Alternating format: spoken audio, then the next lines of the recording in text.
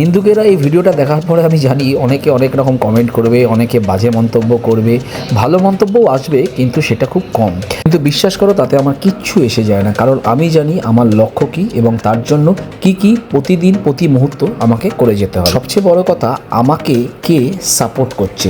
অবশ্যই আমার পরিবারের লোকজন, যারা আমার শুভাকাঙ্ক্ষী, তারা আমার সাথে আছে।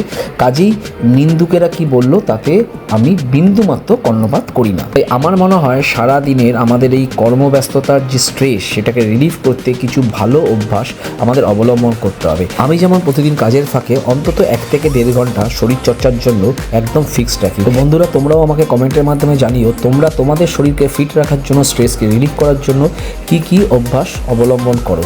আজকের ভিডিওটা যদি ভালো লেগে থাকে তাহলে প্লিজ লাইক, কমেন্ট, শেয়ার, আর অবশ্যই আমার যে এক্সপ্লোর উইথ শঙ্কর চ্যানেলটাকে সেটাকে সাবস্ক্রাইব করতে ভুলো না। আর যারা যারা ফেসবুক পেজ থেকে দেখছো, সেই এক্সপ্লোর উইথ শঙ্কর যে আমার ফেসবুক পেজ, সেটাকেও ফলো করে দিও। আজকের মতো বিদায় নিচ্ছি, টাটা।